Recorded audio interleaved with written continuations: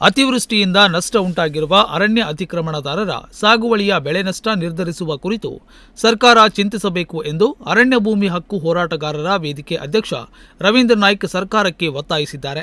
ಇತ್ತೀಚೆಗೆ ಸುರಿದ ಭಾರೀ ಮಳೆಯಿಂದ ಜಿಲ್ಲೆಯಾದ್ಯಂತ ಅರಣ್ಯ ಅತಿಕ್ರಮಣದಾರರ ಅಡಿಕೆ, ತೆಂಗು, ಬಾಳೆ ಮುಂತಾದ ಸಾಗುವಳಿ ಬೆಳೆಗಳು ಅಪಾರ ಪ್ರಮಾಣದಲ್ಲಿ ನಷ್ಟ ಉಂಟಾದ ಹಿನ್ನೆಲೆಯಲ್ಲಿ ಸರ್ಕಾರ ಅರಣ್ಯ ಅತಿಕ್ರಮಣದಾರರ ಬೆಳೆಗೂ ಪರಿಹಾರ ನೀಡಲು ಗಂಭೀರವಾಗಿ ಚಿಂತಿಸಬೇಕಾಗಿದೆ ಎಂದು ಹೇಳಿದರು.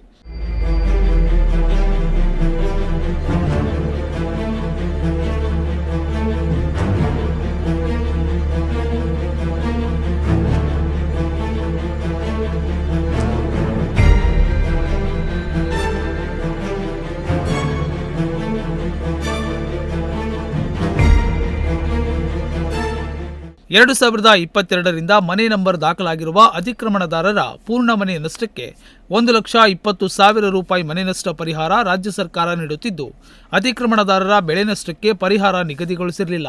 ಆ ಸಂದರ್ಭದಲ್ಲಿ ಹೋರಾಟಗಾರರ ವೇದಿಕೆಯು ಮನೆ ನಷ್ಟ ಪರಿಹಾರಕ್ಕೆ ಸರ್ಕಾರಕ್ಕೆ ಆಗ್ರಹಿಸಿತ್ತು. ಪಹಣಿ ಪತ್ರಿಕೆಯಲ್ಲಿ ಹೆಸರಿರುವ ಭೂ ಮಾಲೀಕನಿಗೆ ಬೆಳೆ ನಷ್ಟ ಶೇಕಡಾ 33ಕ್ಕಿಂತ ಹೆಚ್ಚು ನಷ್ಟ ಉಂಟಾದಲ್ಲಿ ಪರಿಹಾರ ನೀಡಲು ಕೇಂದ್ರ ಸರ್ಕಾರದ NDRF ಮಾರ್ಗದರ್ಶನದಂತೆ ಅವಕಾಶವಿರುತ್ತದೆ. ಆದರೆ ಅತಿಕ್ರಮಣದಾರರು ಬೆಳೆ ನಷ್ಟ ಪರಿಹಾರದಿಂದ ವಂಚಿತರಾಗಿದ್ದಾರೆ ಎಂದು ಹೇಳಿದರು. ಉತ್ತರ ಕನ್ನಡ ಜಿಲ್ಲೆಯಾದ್ಯಂತ ಸಾವಿರಾರು ಕುಟುಂಬಗಳ ಅರಣ್ಯ ಅತಿಕ್ರಮಣದಾರರು ಬೆಳೆ ನಷ್ಟಕ್ಕೆ ಒಳಗಾಗಿದ್ದಾರೆ. ಸರ್ಕಾರ ಮಾನವೀಯತೆಯ ದೃಷ್ಟಿಯಿಂದ ತುರ್ತು ಕ್ರಮ ತೆಗೆದುಕೊಳ್ಳಲು ಅಧ್ಯಕ್ಷ ರವೀಂದ್ರ ನಾಯ್ಕ್ ಸರ್ಕಾರಕ್ಕೆ ಆಗ್ರಹಿಸಿದ್ದಾರೆ.